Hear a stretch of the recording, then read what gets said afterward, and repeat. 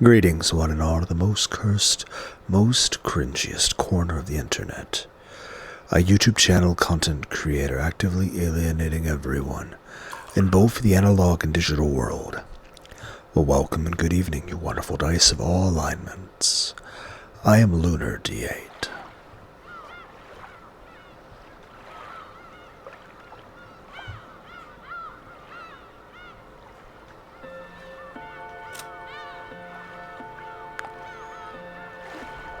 What?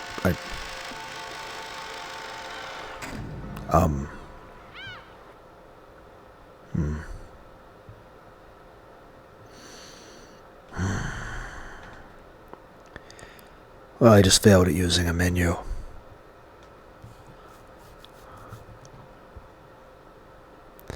I'm glad OBS didn't crash. Sometimes OBS crashes when a program or window closes.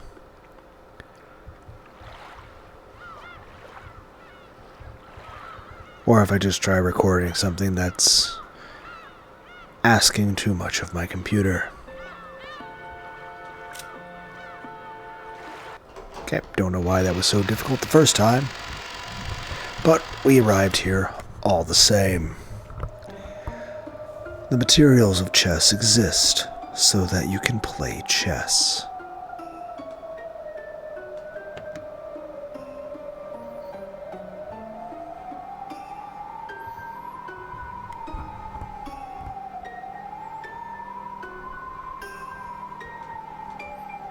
You cannot use them to play cards. However, when it comes to throwing chess pieces at your opponent and scribbling on the board, such things are not impossible to do. However, that would be blasphemy against the game of chess, so people choose not to do that. Choose not to do that. That definitely wouldn't be chess anymore. Beato's eyes seemed to cloud slightly with sadness. Damn them. This game is between me and Beato. I won't let anyone else defile it. At that time, gold butterflies gathered and Renove appeared, holding a tea set with black tea. Would you like some more tea? If you wouldn't mind. Certainly. So, how goes this journey of yours in search of Milady's thoughts? I don't have a clue, but I'm enjoying it. However, are you sure about this? Is it truly alright for you to relax here? You mean that game those witches just started all by themselves? Indeed.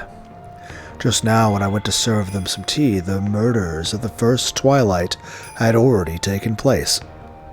That fast? And it seemed as though the next murder would occur shortly. When Beato and I were playing, the game would be paused whenever someone left their seats. However, those witches wouldn't pause that game just because I wasn't around. Renove, did you see their game? Just a part of it. How was it? Renove lifted the pot high with an elegant gesture as he poured the black tea. After finishing that, he finally spoke. He gave us his impressions of it. It did not have love. What do you mean, love? My apologies. That is how a woman might put it. As a man, one might call it dishonorable. I understood what those words meant. When I met Virgilia's eyes, she shook her head slightly and stared at the floor. I believe it resembles Milady's games greatly on the surface. However, its foundation is quite different. Does it go against the rules of Beato's game? No, it does not.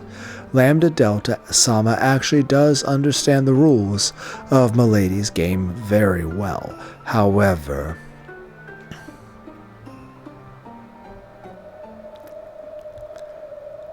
Battler stood up.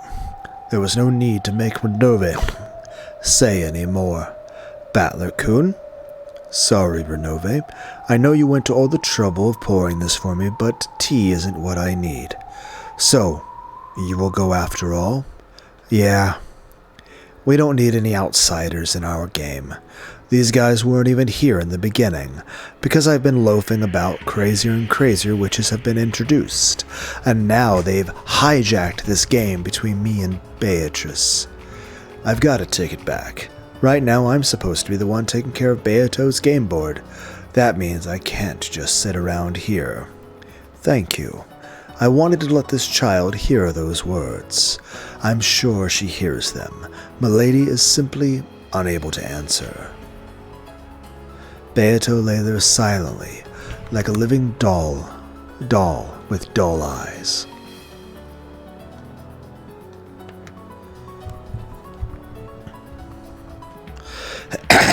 The game board she had created herself had been hijacked by incomprehensible people and was being turned into a mess.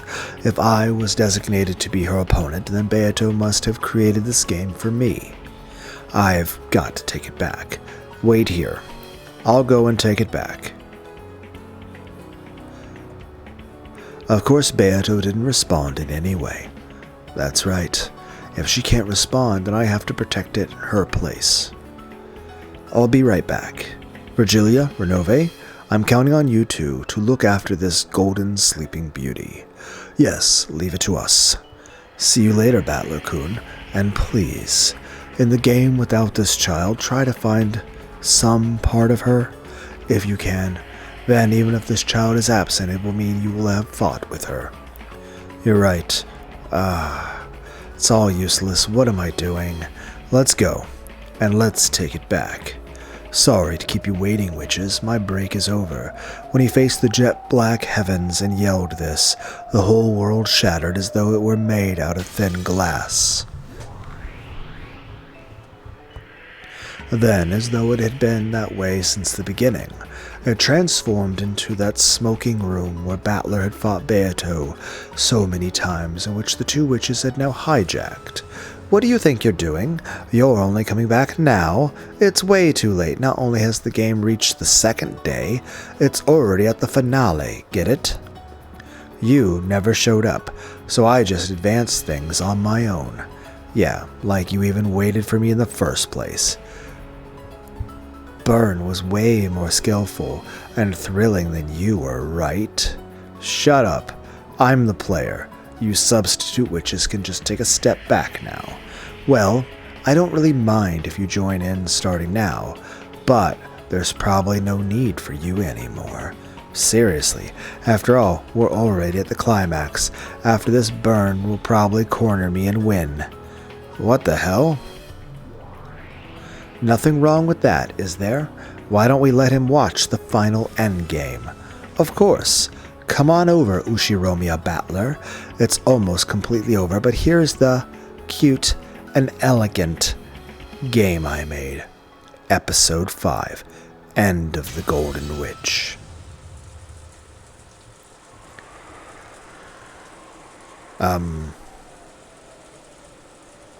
What? You're having me read the tips? What have you changed?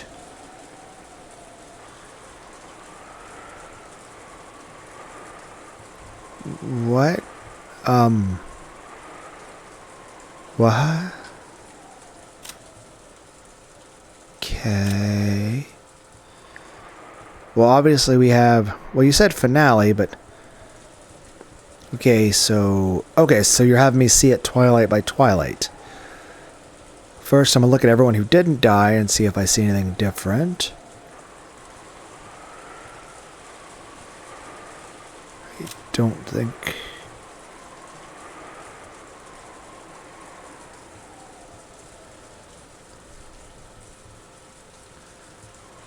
In charge of all the preparations.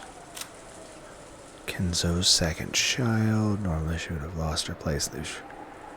All of this appears to be about shame. There is still a next section. Okay, so the first Twilight, the people you killed first, the 6 people, were Jessica, Hideyoshi, George. So she's left alone with both. That's definitely different. Genji died first. Rosa and Maria died. So both Rosa and... Okay. So how? Her corpse was found in the cousin's room on the second floor of the guest house. Direct cause of death unknown, but her neck was sliced open by a sharp blade. The wound was deep enough that anyone could easily confirm her death with absolute certainty. His corpse was found in the guest room on the first floor of the mansion. A demon stake had pierced through his back. The tip of it reached as far as his lungs. Because he was lying face down on the bed, it is unthinkable that this was a suicide. His corpse was found in the cousin's room on the second floor of the guest house. The direct cause of death is unknown, but his neck was sliced open by a sharp blade. The wound was deep enough that anyone could easily confirm the death was with absolute certainty. You really like the word absolute certainty. Genji, corpse, servant, waiting room, first floor, mansion. Direct cause of death unknown, but his neck was sliced open by a sharp blade. The wound was deep enough that anyone could easily confirm his death was... Okay, her corpse was found. Cousin's room, second floor, the guest house. Direct cause of death unknown, but her neck was sliced open by a sharp blade. The wound was deep enough that anyone could... Okay. Well, that just feel like this is in bad taste. Cousin's room, second floor, guest house. Direct cause of death unknown, but her neck was sliced open by a sharp blade. The wound was deep enough that anyone could easily confirm her death.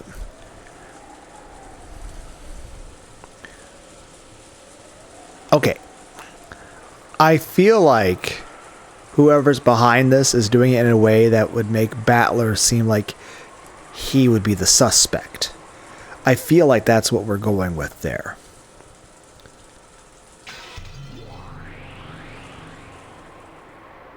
Okay.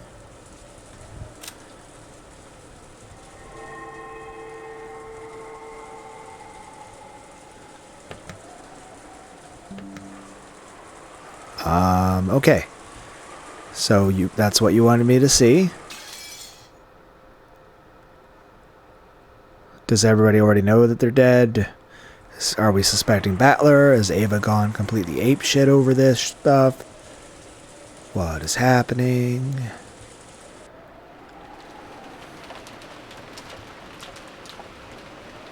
Okay. Okay. Understandable. Also, right now, no humans exist on the island except for those in the parlor. Wait, I didn't see Kraus. Yeah, I don't think Kraus, and with one exception, it has been shown that none of them have committed the murder. And with one exception, it has been shown that none of them have committed murder. I assume we're all suspecting Battler.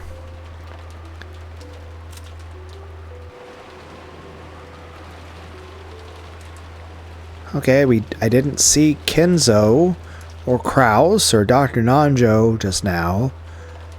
Unless I just, wasn't paying attention, I guess. But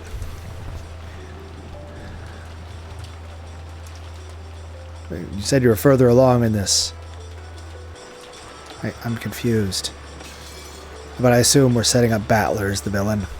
The culprit among the people... Whoa.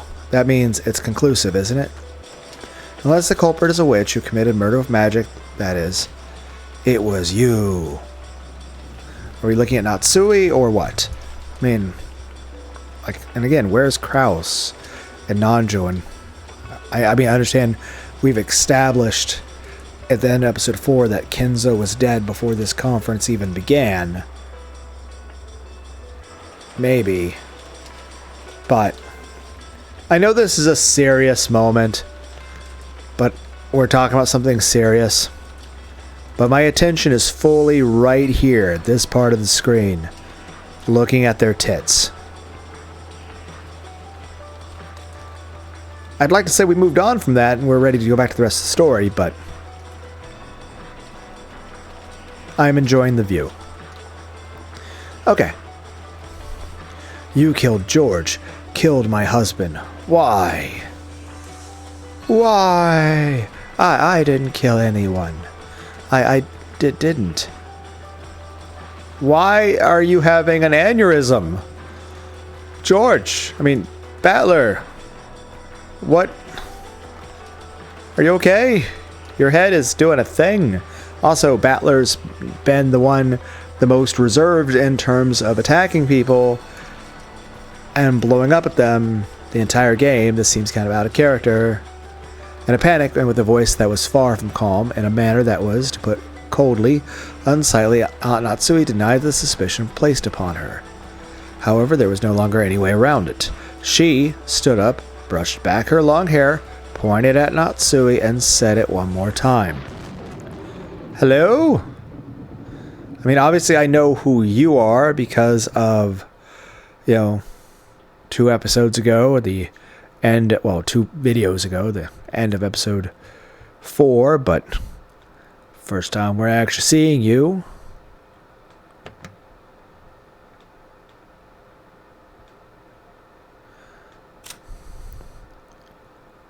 Okay. So I have to wait for this person to actually get their name.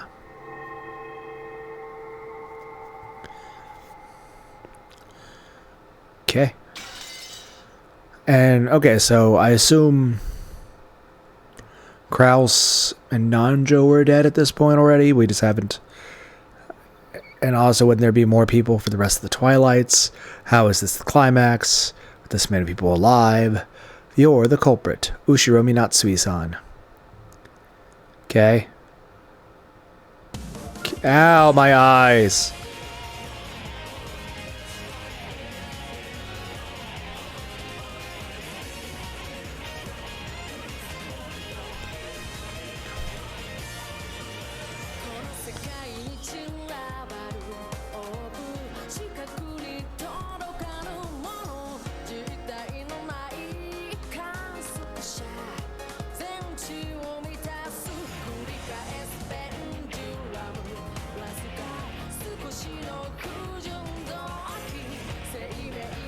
It's like, would you like to have epilepsy while enjoying fine art at the same time?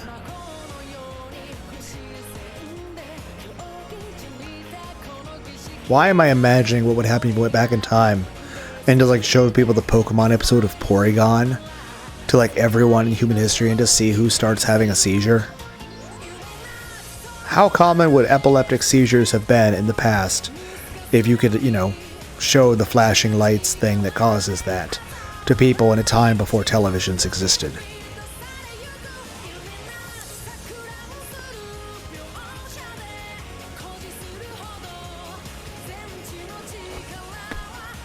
Question: if you take lights that would normally stimulate a person with epilepsy to have a seizure, and you then showed it to somebody who doesn't have epilepsy for like an hour, I mean, obviously they're not going to have a seizure, but they might have a headache.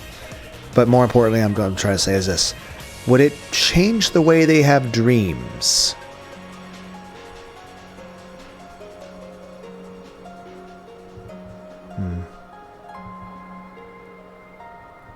Like, would it have an effect like making a person have more vivid, lucid dreams or something? It's Natsui. Please open up. As she knocked loudly and repeatedly, Natsui yelled. Shortly after, there was a heavy clunking sound, and the sound of the door to Kenzo's study unlocking could be heard. As the door opened, a heavily sweet, venomous odor flowed out. Natsui was always ashamed of how she automatically grimaced at that, even though she thought it rude to the family head. Kraus was waiting for her inside the study. Natsui flew into his arms. Is father? Is he? Calm yourself. Dr. Nanjo is examining him now. With an uncertain gait, Natsui walked toward the center of the study, supported by Kraus. Okay. There, a dignified bed fitting for the Ushiromi family head could be seen, along with Nanjo, Genji, and Kumasawa. Dr. Nanjo, is father... So did he die, like, right before the conference began? So he, like... Did he die, like, literally while we're on the fucking plane ride here?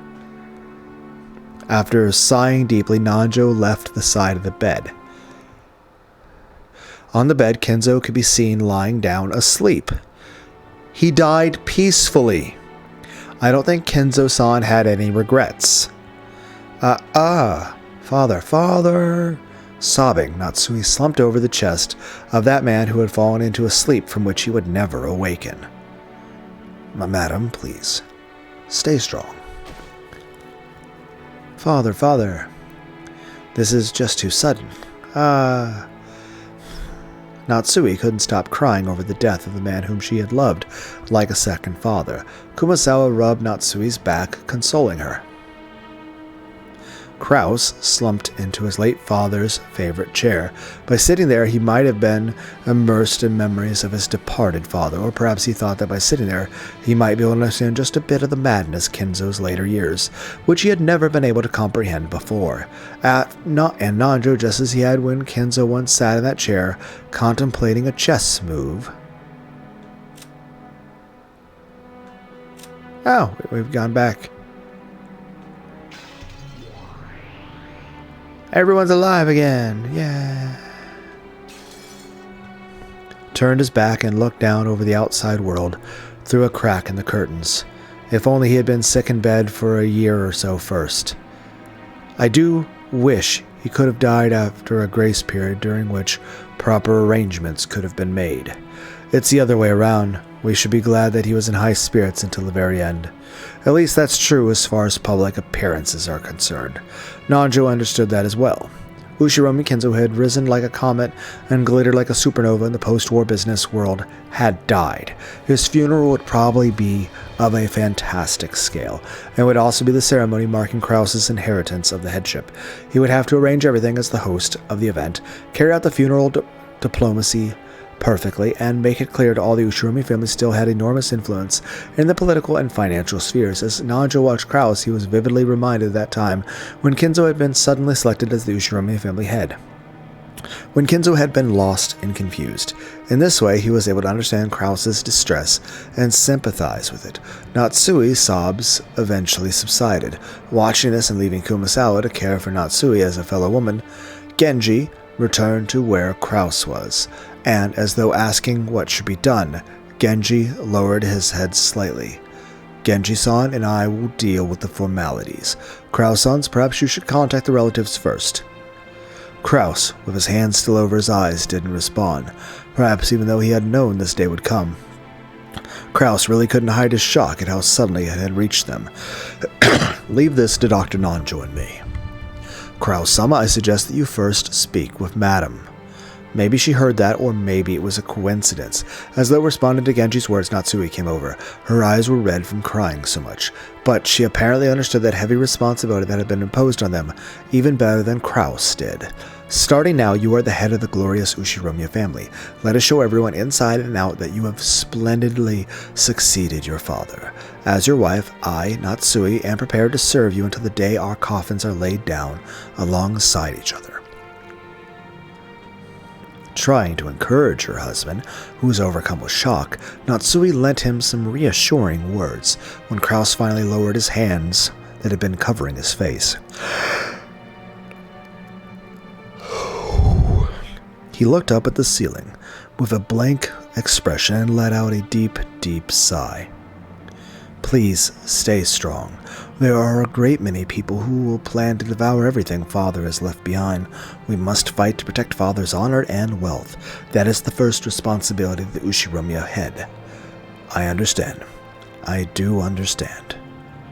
Dr. Nanjo, Genji, please take care of the legal and funeral arrangements. Especially you, Genji. I ask that you take particular care and see to it that the funeral will be a fitting one for Father. Certainly. Burned in the boiler room. Got it. And Dr. Nanjo, Father didn't pass away in a hospital. So? Indeed. An autopsy might be required depending on the circumstances. Can't you do something about that? Even though he has passed away, Father's body is precious. Any damage done to it would not be acceptable. I understand how you feel, however, it is also important to deal with these matters properly. And, I don't really know how to say this, but several of the other relatives might make things difficult, yes. Who knew how those vultures after the inheritance might try to find fault with them? They might claim to have found some reason to suspect the cause of death, using that as a point of contention to start some trouble. Right now, it was important not only to pay Kenzo's remains the respects they were due, but also solidify the position of the new family head, Kraus. Understood. Please keep it to an absolute minimum. Make sure that father's dignity is not damaged, even by mistake. That will be fine. Do not worry. In any event, leave Kenzo-san to us, and stay by Kraus-san's side. Things will start to get quite difficult from here on out. I understand, and you too, dear. Please stay strong. Kraus was still staring blankly at the ceiling, with a befuddled expression on his face. She understood the shock and heavy responsibility he bore. Natsui understood her husband's feelings as much as anyone. I will contact the relatives. Please rest for the time being. Kraus didn't respond. Natsui, thinking him to be just a bit unreliable at the moment, decided she must offer her support. Seeing her husband like this actually spurred Natsui to action, and a resolute expression rose to her face. Things will get busy from now on. Let's start by doing whatever we can right now. I'm sure my husband wants to have some time alone with father. We should step out for a moment. Good point. After all, this will probably be the last time he gets that chance. Being in charge of a funeral is tiring work.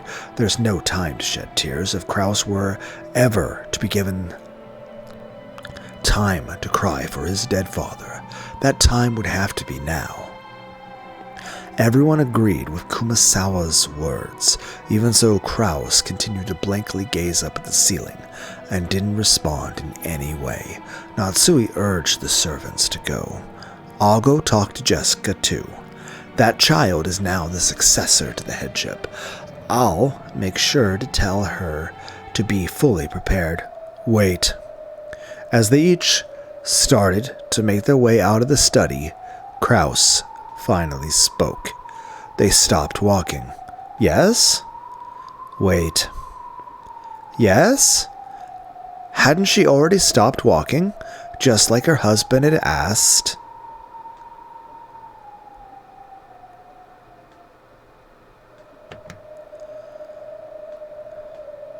But despite that, he told her once again to wait. From those slightly weak words, Natsui understood that he'd probably stopped her because he wanted her to be by his side. The rest of you, downstairs. I will stay with my husband. Please, call us on the phone if anything happens. Certainly. I thought I told you to wait.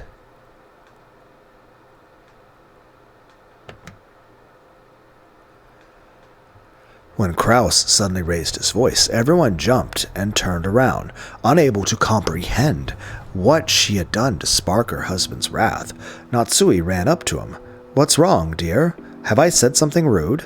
If so, please forgive me. No, that's not it.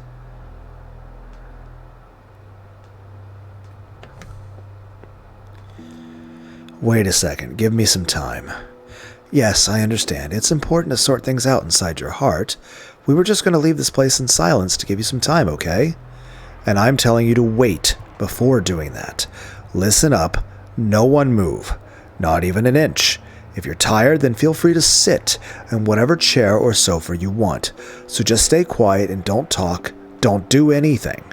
Those unreasonable words felt like a glimpse of how Kenzo used to be. Natsui couldn't hide her slight surprise at this behavior, which almost made it seem as though Kenzo had possessed her husband. Natsui told the servants to wait for the time being. She ordered them to sit on a sofa, a short distance off, approached her husband, and spoke to him in a small voice. If you order it, I will wait however long you ask. I won't move, so please, try and calm yourself. No, that's not it. Was it really blood, or was he actually being possessed?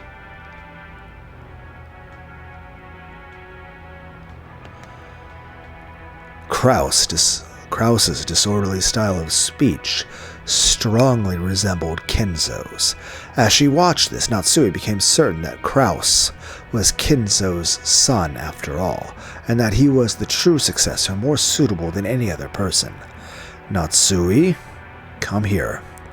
Krause stood up and headed towards the window, trying to lengthen the distance between himself and the servants waiting on the sofa by even a small amount. Natsui realized that he must have something secret to discuss. Yes, dear? What is it? Father dying is bad. But he has already passed away. We cannot turn back time. That's not it. It's bad that it happened now. What do you mean? I've been putting Father's fortune up as collateral. I won't be able to hide it when the division of the inheritance comes into question. But what? Collateral, you say? How much?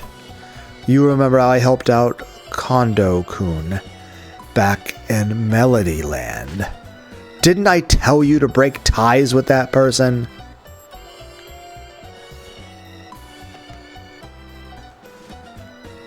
I thought you said you'd refused him. Why?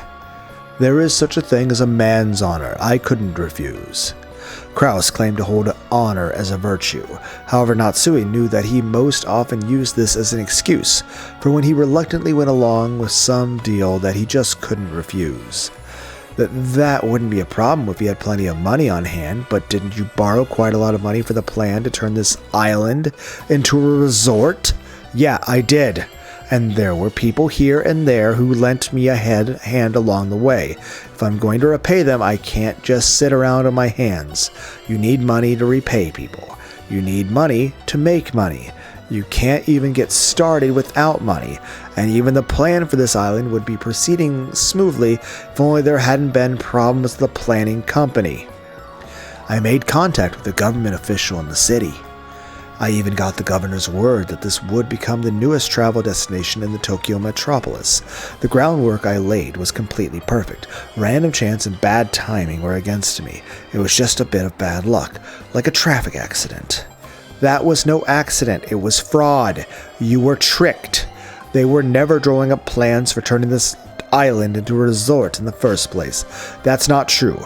Hijikata-kun's vision was simply overflowing with foresight. The way his eyes always focused on the whole world and the future taught me that things I always believed to be mere dreams were only the tip of the iceberg of what was possible. Expand your dreams to the whole world, to the future. You heard him say that too, right? Yes, I heard, and I think I remember telling you what I thought after we returned home. I said that he was suspicious, that he only spoke with dreams and didn't have his feet planted on the ground, and that you must not have any further relations with him. How do you say that? Kun is a wonderful, pleasant young man. One could learn a lot from the way he lives. I can respect him despite his youth. I won't have you insulting him. That's what you said about the whole moon tourism thing. You kept saying it was visionary, that it looked to the future, that it had high aspirations. And what was the end result? Eventually, you yourself admitted that it was utter nonsense, right? I was sure something was wrong ever since that strange man showed up claiming to be a high-ranking NASA official. That foreigner was nothing more than an international swindler. Both Mr. Sonozaki and I were victims in that case. Right now, his vision isn't mistaken. In the future, there will surely come a time when the richest people in the world develop a liking for space travel, and the very first enterprise in that area will probably be monopolized by a single private company. That viewpoint is not mistaken. There was simply a group of international swindlers who were trying to take advantage of the fact that and deceive investors across the world. And I am trying to tell you that this Sonozaki man was one of them too. Just how gullible are you? Why do you always just accept these suspicious offers without any doubts? Take that back. Mr. Sonozaki is a man with a brilliant future ahead of him. There is nothing suspicious about him because the dreams he speaks of Anticipate the future. They sound crazy to people who can't see into the future. A woman like you can't see into the future. This doesn't sound like a healthy marriage. And that is actually a terrifying proclamation coming from me. Yes, a woman like me can't see into the future. But I can see the present. Right in front of me, I can see a pitiful husband who's been taken in by sly, double-crossing swindlers and still trusts them implicitly even after he's been tricked. Shut your mouth. You don't understand anything about money or business or economics. Don't try to butt in on your husband's job. A wife should be satisfied with doing housework. Keep your mouth shut. What was that sound? Grouse? Did you? Without another word, Natsui fell silent, just as Kraus had hoped she would. She was already far beyond anger and sadness, and the emotion that lay on the other side of those was an almost indifferent pity. Kraus, who had been in awe of Kinzo since he was very young, had started to subconsciously admire the way his father lived. Without realizing, he had come to believe that he could only be recognized as a man in his own right if he surpassed his father. However, Kinzo had been a mad genius, the likes of which had never been seen in the Ushiromiya family's long history. That talent was a gift from heaven, and it definitely wasn't genetic, much less something that could be learned. To give the two of them a chance to talk alone, Natsui told the servants not to tell anyone about Kinzo's death, and they left the room for the time being. Then she invited Kraus to her bedroom and made him tell her everything about their current financial situation. These were the things that Natsui hadn't been told about under the assumption that a woman had no business knowing. Honestly, I think, again, it really says something coming from me. But I think this is a very unhealthy marriage. Natsui had herself made a point of avoiding this area in the past, thinking that it wasn't a wife's place to intrude on such matters. However, this might also have meant that she had abandoned her duty as a wife to protect her family. The depths of this sin had been made quite clear to Natsui. Kraus was probably tired of trying to defend himself, perhaps because he had gotten a headache. He hid his face and sank into silence. Natsui noticed that the water in the electric kettle was boiling and stood up to refill her cup and with black tea. When she touched the cup of black tea, she noticed for the first time the sound of the cup and the saucer clinking together told her that her fingers were shaking. Kraus had built up a large debt to obtain funds for his various projects and to cover their losses when they failed. Of course, he had put the mansion and the property up as collateral. However, doing such a thing above board would result in the mortgage being registered. In other words, there would be a record that Kraus had put Kinzo's wealth up as collateral to obtain a loan without anyone's permission. Kinzo, Ava, and the others must not learn such a thing.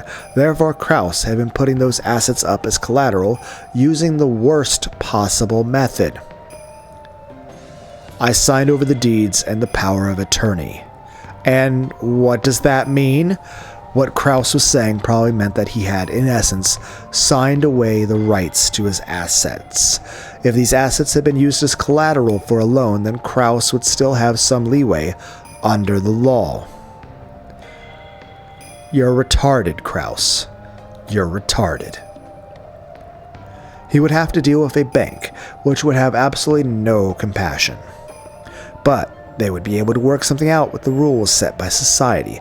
However, signing away the deed and the power of attorney was a whole different story. In other words, even the mansion they were living in, if the person holding the deed were to decide to ignore his agreement with Kraus and sell the mansion to a third party right this moment, they would have no recourse whatsoever. Far from using collateral for a loan, this was basically the same as selling their house to borrow money. You're retarded. In other words, the moneylenders have the power to make or break the Ushiromiya family as they please. If they were to suddenly sell our house on some slight whim, we'd have to pack our bags and leave right now, wouldn't we? That is technically true. However, everyone I have had dealings with is very reputable. Really, Kraus. No.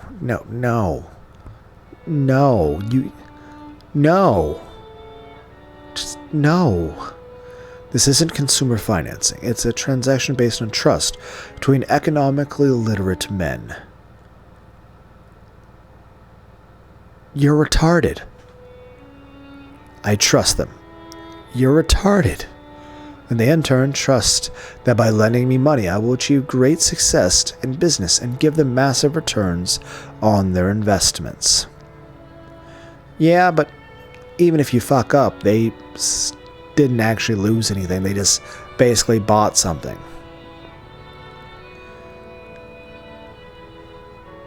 It's like me spending $20 to buy a pizza that I'm going to eat with a chance I win 1,000. Even if I don't win the 1,000, I still made a fair trade for the pizza, so I didn't lose anything. I signed over the power of attorney as a sign of good faith, and so they wouldn't have to doubt the certain success of my business. You are a moron. You are a retarded moron, Kraus. Why would... I mean, unless you were, like, really desperate for money in order to, like have, like, fucking kidney surgery or something and you're gonna fucking die. At which point, okay, yeah, you're taking a bit of a risk, but at that point, it's like, even then, you're kind of fucking your family over. But at least then, I could kind of see, okay, you're trying to not die. Okay, gotcha. But even then, it would still be very ill-advised. But, yeah, you're retarded, Kraus. You're retarded. What happens if I hesitate now? Wouldn't that mean even if I have no confidence... even I have no confidence in my own business? If you were such a successful businessman, we wouldn't be in debt now, would we? And again, I mean, at that point, it's like, I understand you were trying to make something, but at that point, it's this. You've gone in the wrong direction, Kraus. Even if you didn't do any businesses at all, you would still have the... Yeah, you fuck you. I'd be furious if I was Natsui. Natsui only barely stopped herself from saying that. Father is dead. What happens next? Will your debt be exposed to light of day, and will your siblings hold you responsible? That won't be all. It will probably lead to criminal charges. Criminal charges? Why is that? It's better if you don't know. What if...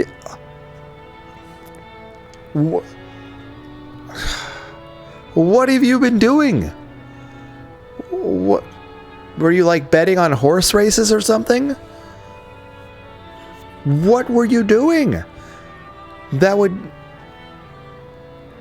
What is that show? Like, it's also a video game? Uma Musa or something like that? It's the horse girl racing anime? I don't know. It's like, maybe he was, like, buying other properties?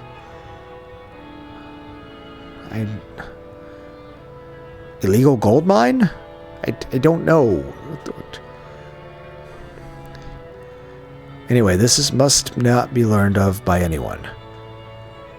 Kraus looked at the floor shamefully, shaking his head over and over. If it would come to criminal charges, then he must have broken some laws. He's probably been so intent on raising a large sum of money that nothing had mattered to him but survival. Kraus had seriously believed that he would succeed with several businesses, and that he would definitely gain huge profits. So he had figured that even if he stepped over a few legal lines, he would be able to pay everything back before too long and pretend the whole thing had never happened. Every sentence that goes by, Kraus, you're more and more retarded. This may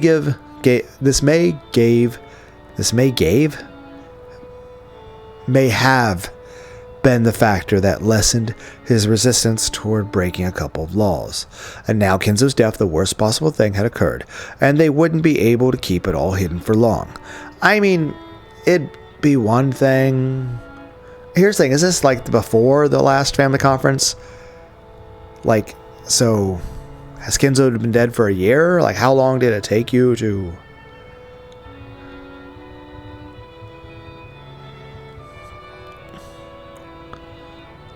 I mean, it's not like he wasn't old. Keep it all hidden for long. What will happen to us? There's no need to worry. You may not believe it, but conditions are most certainly on the rise now. The value of the city real estate I invested in will rise rapidly. Right now I am working on a project to integrate those and construct a massive business tower. This will be the most reliable of all my investments so far and will prove to be the most successful. However, it will take a little time for that to bear fruit. It's absolutely certain but that doesn't mean it will happen now. Will the success of that venture be enough to pay back our debts? Of course it will.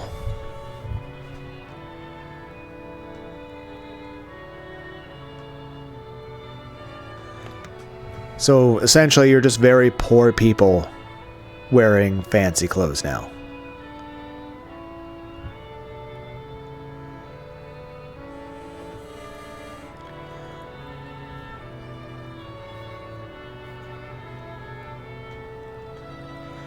I'll be able to wipe out all the debt I've accumulated so far, so have faith in me. I only need a little bit more time. But Father is already dead. We don't have that kind of time anymore, do we? I know that. That's why I have to obtain money from somewhere and pay off those debts right now. Anyway, I need money. Money, a lot of it right now. Ah. As Kraus roared and clutched at his head, he writhed about as if in pain. As she watched, several emotions swirled about Natsui's chest. Her emotions conflicted as she felt pity for her husband while also feeling that he was a fool.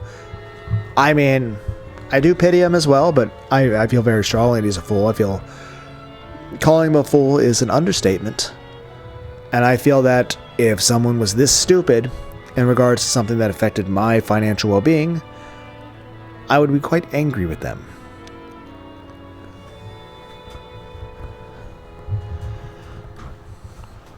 And of course there's always those stories in fiction about, like, you know, the old medieval stories about people, you know, having some contentment with what they have and not wanting to be so driven by wanting to like, there's so many stories about people that are wanting to be of a different status that they're willing to put themselves in a huge debt. I mean, heck, there's stories of people that, like, will borrow real jewelry.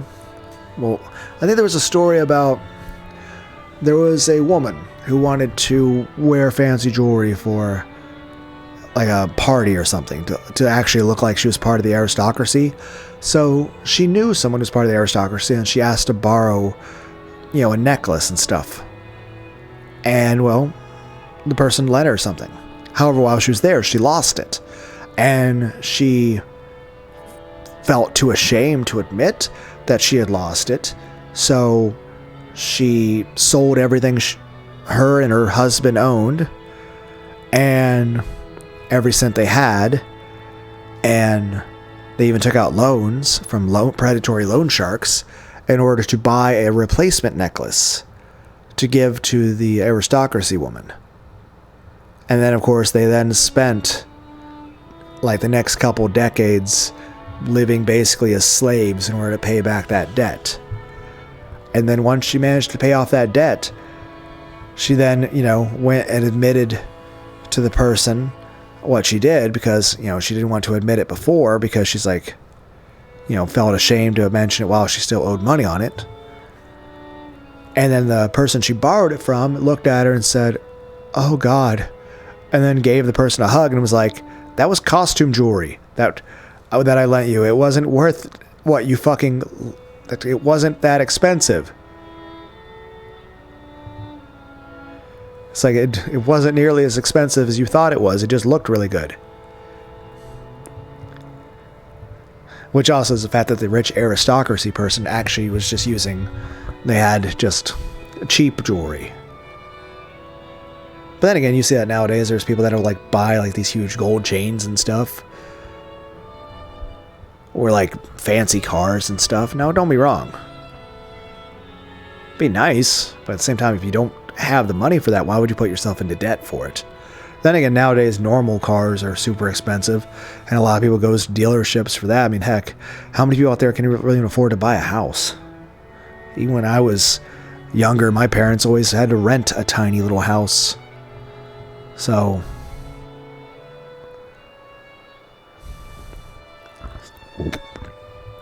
and I'm just saying nowadays, like, people tend to have a harder time ever thinking that it will ever be possible to own a home or to even buy a normal car. But I'm just saying there's some people that care too much about status or impressing other people, what other people think, and they'll put themselves into debt, or they'll work a lot of hours to pay for something that really doesn't benefit them.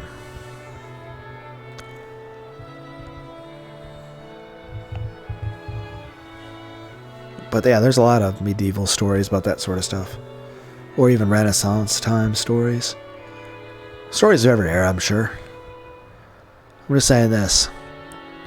Yes, it certainly is nice to, air quotes, move up in the world, but at the same time, I mean, it'd be better to live in a small place and have a lot of time to focus on family and things that make you happy than imagine if you owned a mansion, but you're like working 80 hours a week and you hate your life.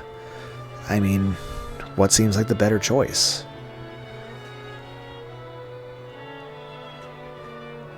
But I'm just saying is this.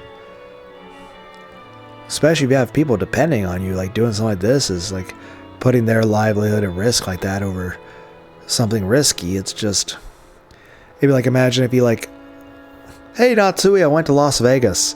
I decided I was gonna, radically increase our fortune by gambling our house deed on, the slots or the roulette wheel or blackjack tables. I feel like this is what Kinzo's done is the equivalent of just going to Las Vegas and gambling away all his money. But not just his money, but the money that he was supposed to inherit and the money that was his family's, and just fucked over his whole family when, even if he never made another cent the rest of his life, they would have been okay. But now they're just completely fucked. He's a terrible person. Stupid. And like I said, I feel like it'd be a terrible husband and a terrible father to do such a thing. And I'll say this, it's just like, I think, again, regardless of who you are, like any kind of relationship, I would think people should be open with each other about any sort of major financial things that are occurring in a family. Like, no one should be just making a major purchase, especially if it's a large percentage of the income, without the other person's input. And she felt a mixture of resentment and regret towards her own irresponsibility in letting her husband run wild for so long. If this day hadn't come, it should have been clear that they were in a very critical situation, and yet he had carelessly waited for this moment to come, and was now writhing about. Her husband was so foolish and so pitiful. It would be easy to let herself get fed up with this. However, she was his wife. For a wife, ridiculing her husband as a fool would run in conflict with her responsibilities. If he was a fool, then she would have to support him enough to compensate. However, she didn't have a clue what she should do. Since there had been such a massive amount of money within arm's reach, it was only natural that Krause had tried to dip his hands into it. It would also be easy to tell him to be a man and give up on all of it. But that would also run in conflict with her responsibilities. She was Ushiromi Natsui, the woman who had become Krause's wife and sworn to support him, the new head of the Ushiromi family, for her whole life. She had to somehow help her husband in his efforts to raise money. She understood it logically, but she couldn't suppress the indescribable dejection that seemed to rise up from the dark depths of her heart. That's right, for father's hidden gold. 10 tons of gold is worth 20 billion yen. If I had that. That's right, if I had that, all our problems would be solved. Natsui, that's it, the witch's epitaph. Let's solve that. Let's solve it together. If we can just find the gold, everything will work itself out. That's right, it must be hidden somewhere on the island. If it was so easy, why didn't you do that before, using your home as If we had that. That hurts, dear. Please stop. Kraus acting as excited as he thought up of as blah. Kraus acting as excited as if he had thought up a perfect, brilliant plan, grasped Natsui's upper arms tightly. Natsui couldn't help but be dumbfounded. She wasn't just taken aback because she'd heard him bring up something as fake-sounding as the hidden gold. This was Kraus, who usually mocked the story of the hidden gold, saying that it didn't exist and that it was all an illusion his father created to borrow a lot of money, and that was why Natsui was doubly taken back. Yes, let's have Jessica help us too.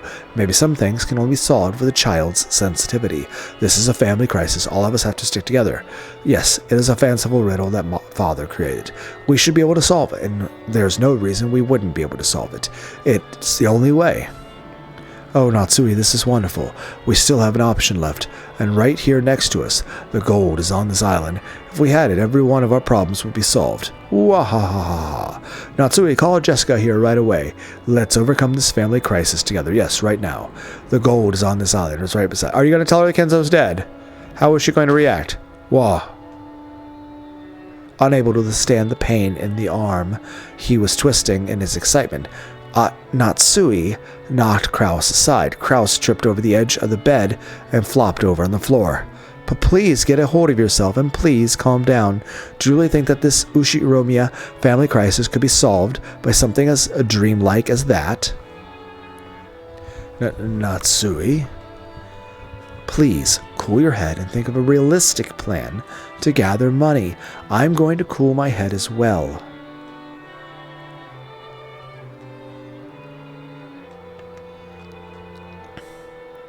Wait, Natsui! Maybe he had come to his senses the instant he fell over. Kraus tried to tell Natsui to stop, but she just kept walking. After closing the door forcefully, Natsui dashed away. Natsui ran through the corridor. Even though she didn't want anyone to see her like this, she ran headlong into Genji. My deepest apologies, madam. Have you been injured? I'm fine. Leave me alone.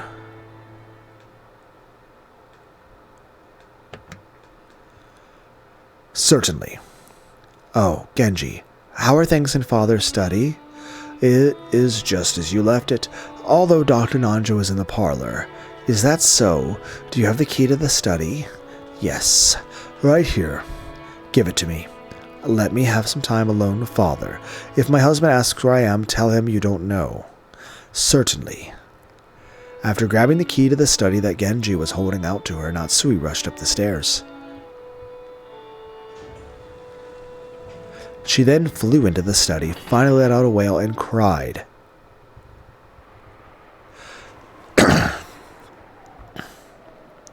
Father, please forgive our foolishness. My husband and I aren't capable of inheriting all that you created. Please, please, forgive us for our foolishness and our crimes, and if you can forgive us, please guide the way for us fools.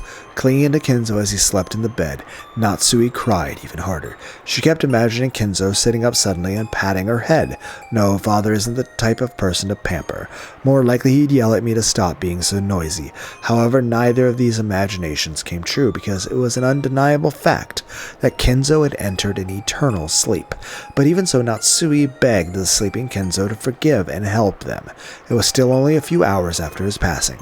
Perhaps his soul was still here listening to her.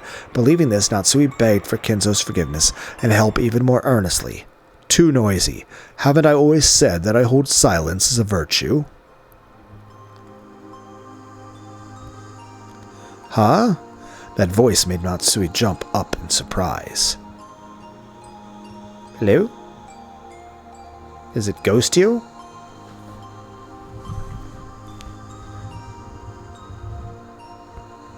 When she faced in the direction that the voice had come from, she saw Kenzo sitting at the study desk, folding up his reading glasses.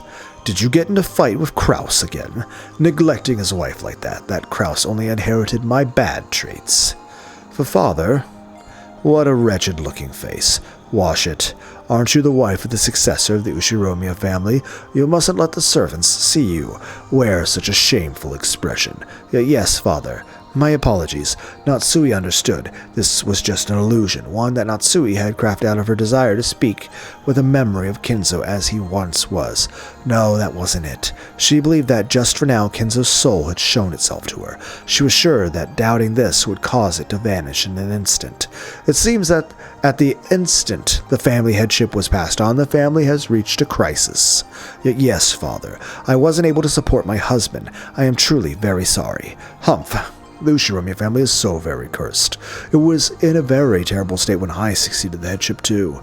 That makes your suffering seem almost cute in comparison. Kinzo's succession to the family headship had come suddenly. At that time, he had been nothing more than a single young man from a branch family, far separated from the Ushiromi main family. The main family might have had an honor and tradition, but Kinzo had nothing to do with that. Then, the principal members of the main family were wiped out in the Great Kanto earthquake along with their businesses. On top of that, there had been complicated antagonism between the members of the family at the time, and the elders had all tried to impose their will on the others in a sinking ship. Because of this, they weren't even able to elect a leader to revive the Ushiromi family.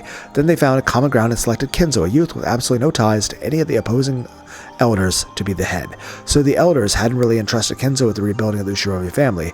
Kinzo had been nothing more than their puppet, with his arms and legs pulled in opposite directions. Yes, I know a lot about your days of suffering, father. And then the war started. What is this story? At the time, I was already tired of life. I had hoped I would die on the battlefield, but I wasn't sent to the front lines. However, the state of the war grew worse with every day, and the time for the decisive battle on the Japanese mainland seemed to grow ever closer. As terrible as it may sound, I prayed for the day to come quickly. After listening to the approaching footsteps of the Reaper day in, day out, it is said that Kinzo started cutting his ties to this world one by one, and then on that day, when he had severed all his regrets, when he reached a state of enlightenment, it is said that he had a mystical experience. It is said then he had met her, the Golden Witch Beatrice. I made a contract with the witch and was given the power of gold and madness. On that day, the old me died, and a new me possessing the insane power of magic was born. I know, and after the war, you used your ingenious cunning to revive the Ushiromi family.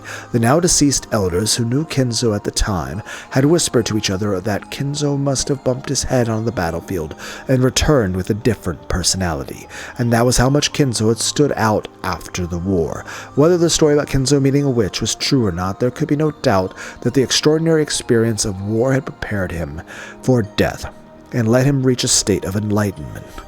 If he wanted to describe the mystical experience following, all that is meeting with a witch.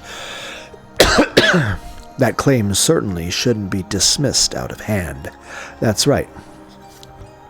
You returned from the war, conquered the witch Beatrice, and became the head of the Ushiromi family in the truest sense. Correct. Before I met Beatrice, I was nothing more than a puppet, only the head in name. I only became the head after conquering the Golden Witch. Father? Will this Golden Witch aid my husband Kraus, now that he's the new head? Oh, she will, assuming that he has truly succeeded the headship.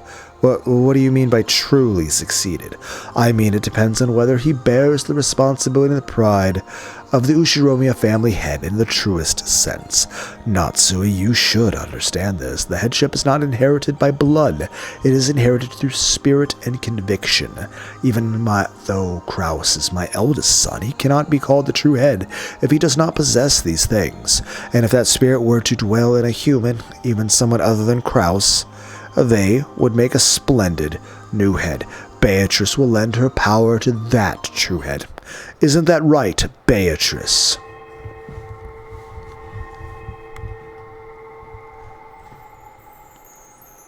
When Kinzo called the witch's name, gold butterflies seethed out of every corner of the room.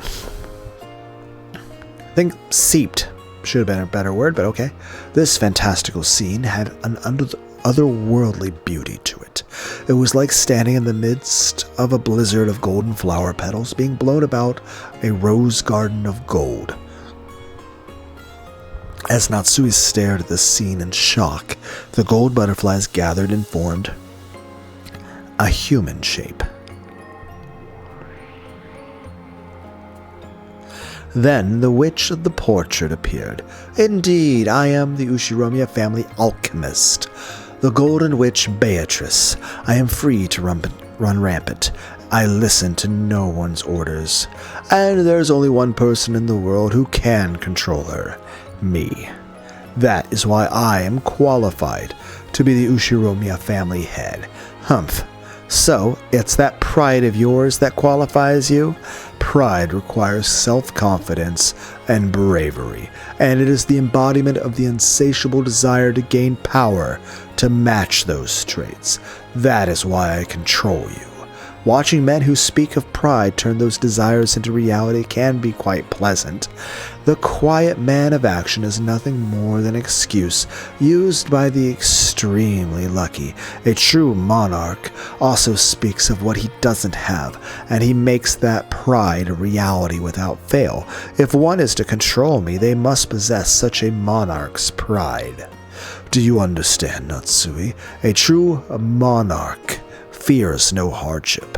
They declare that they will overcome anything without fail, even if they haven't yet figured out how. This gives hope to the weak. They gather, revere the monarch, and swear to assist him. This is where power is gained, and his word is carried out. Engrave that into your heart. Yes, Father. Natsui understood. Through this mystical experience, Kinzo was telling her how to prepare herself to overcome hardship, even after his own death. Feeling a warm sensation rise up in her chest, she let the valuable words Kinzo had given her echo through her mind over and over. A true monarch. In other words, the true headship of the Ushiromiya family must not fear hardship. Such a person must believe they can overcome any hardship. If they can't even believe it about themselves, then they'll have no chance of overcoming their challenges. She suddenly felt very ashamed of the way she had entered this room, sobbing and asking Kinzo what to do. I was foolish. Of course, there's no time for crying when an Ushiromiya family crisis is upon us. And now that we have inherited the Ushiromiya family from you, Father, we must protect its honor no matter what. Ho? Even though you can't even draw a blueprint on how to repay Krause's debts, Beatrice laughed unpleasantly as Lunar DeeEight's phone rings.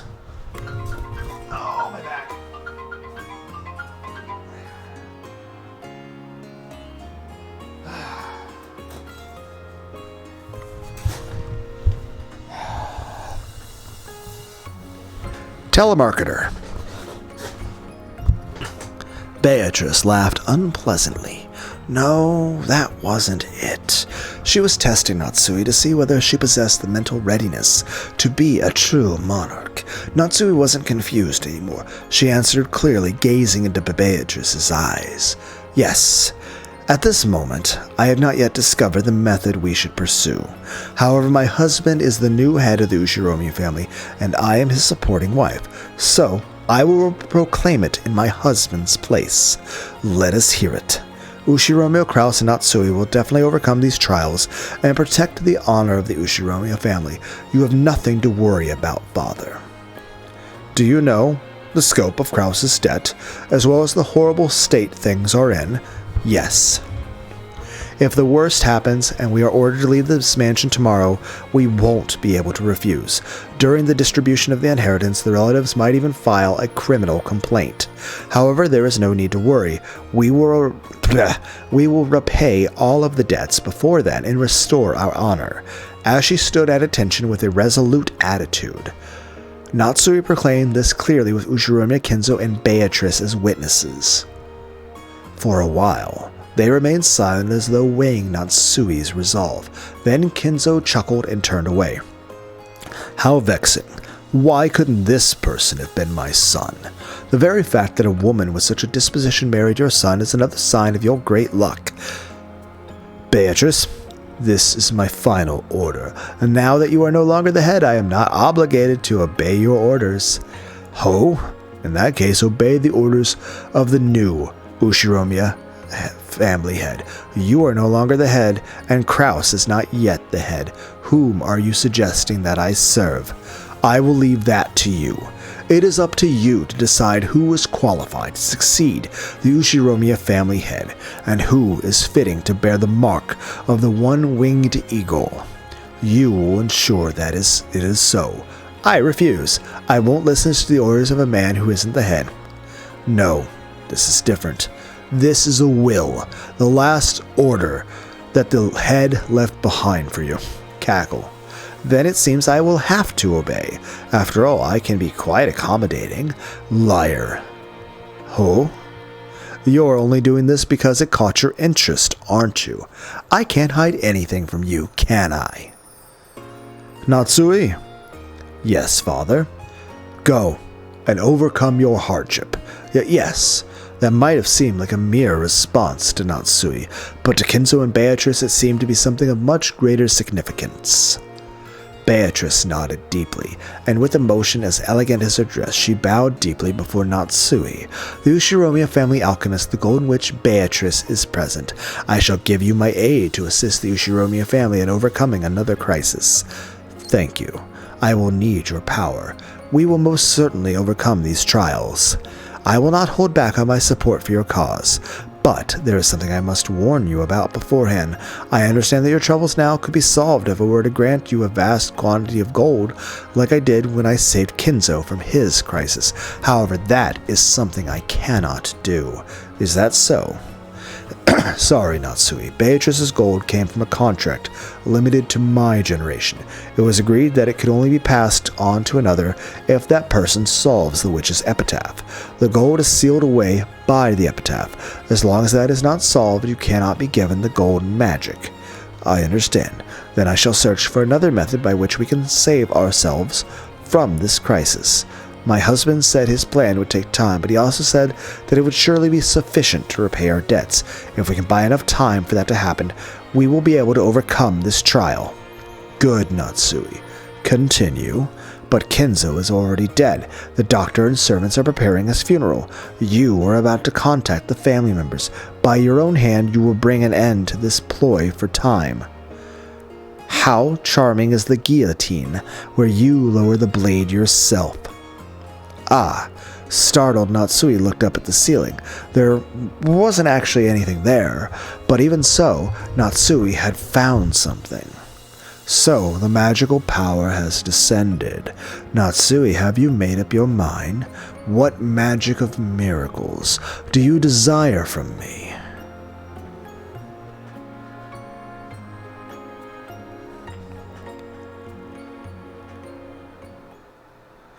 Did we make a shadow clone jutsu of Kinzo to pretend he's alive? Once again, all those who had witnessed Kinzo's corpse were gathered in the study. Kraus was still impatient and clutching at his head. Genji was as expressionless as ever. Nanjo and Kumasawa wore bewildered expressions on their faces. But in stark contrast to all of them, Natsui wore a resolute expression. Dear, let me ask you one more time. Your plan for raising money is absolutely certain. Yes. Give it a year. No, just half a year, and it will certainly bear fruit. But it's just impossible to hope for anything right now. Then we will wait. But you said it yourself. Father is already dead. Father has not passed away. He's still there, as healthy as ever. When Natsui said this, everyone jumped up and looked up, because they instantly understood what those words meant. However, Kraus alone didn't get it right away and asked her, "What do you mean by that? Father is already, in reality, right there." I will say it again, Father is still in good health. He is busy with his research, so he'll be even less able to leave his study than usual. Because of this, we must handle all external affairs ourselves, so that Father can devote himself to his research without being burdened by meaningless tasks. In short, nothing will change from the way things have been. Do you understand, Genji? Yes. The furniture of the one-winged eagle will continue to serve the master. Kumasawa, and you, Dr. Najo, do you understand what I am saying? It is... Is that truly alright, Natsui-san? It may be true that Father passed away today, but if everyone right here, right now, believes, we can revive Father with magic. It's impossible, madam. That's just too much. The time of death we made clear during the autopsy. We can't stop it from looking suspicious. Father will not pass away, so there will be no reason for there to be an autopsy. Of course, she wasn't planning to make it seem like Kenzo would live forever. The fake life given to Kenzo would only last until Kraus could repay his debts. After that, Kenzo's soul would finally be able to rest in peace. Remember that thing initially where you were saying you didn't want to, disrespect Kenzo's corpse? And now we're weekends at burying him? Everyone's like, that's not a verb. I made it a verb. I made it a verb. Does anyone remember the movie Weekend at Birdies? They even made a sequel. Nanja repeatedly said that the time of death would be discovered during the autopsy, but Natsui kept saying that this wouldn't be a problem. Father will not pass away by being reported dead. I see. He'll be reported missing. After clapping his hands together, Kraus stood up, shaking his fists. So Kairi actually did fucking call it. Yes.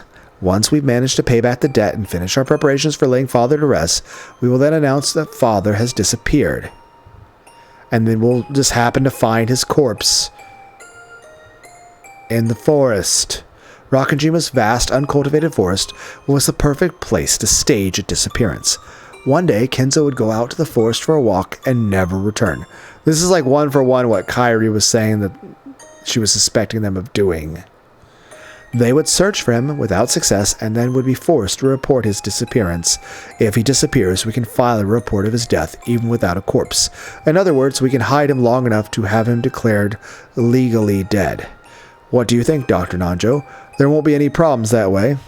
Yes, that might work. But would Kenzo be okay? It's fine. We had a psychotic delusion of his ghost. Is this really okay, madam? If we stay silent, I'm sure we could keep the master's death a secret. However, if we were to slip up even once and let someone find out... Kumasawa, don't be so loud. Father is sleeping right over there, correct? Are you trying to wake him? It isn't a corpse. Kenzo is sleeping. As Natsui said that, Kenzo lay quietly on the bed as though there was nothing at all odd about her words.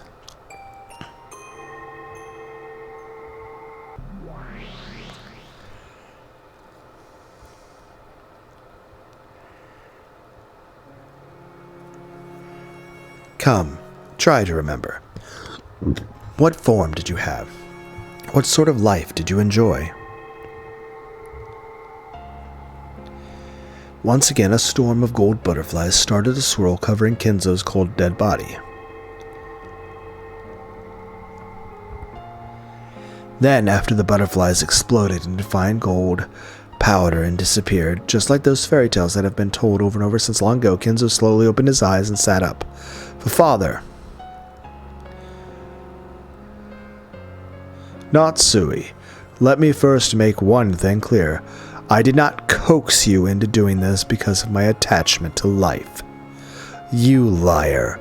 Don't tell me you didn't anticipate this at least a little. How does it feel, Kenzo? How is your body? It isn't bad, but it feels somewhat like being in a dream. Okay, so he's possessing his own corpse? I mean, so he's technically a zombie? He's a zombie now? I feel light. You're a being that wasn't permitted to remain in this world, yet you still remain here. Don't start complaining about a little discomfort now. Is your body truly alright? Is it really okay? Actually, it feels quite pleasant. If this is what the world after death feels like, playing the ghost might not be half bad. How is this, Natsui? Kenzo has revived. That means a funeral is unnecessary. Your hardship has been resolved. But Beatrice, as Natsui tried to find the words of gratitude amidst her confusion. Okay, Natsui, I'm pretty sure everyone's just going along with Kenzo being dead for the sake of what's going on, but you actually believe he's alive, either because, one, magic, or you have schizophrenia. I mean, or both. It could be both. Anyway,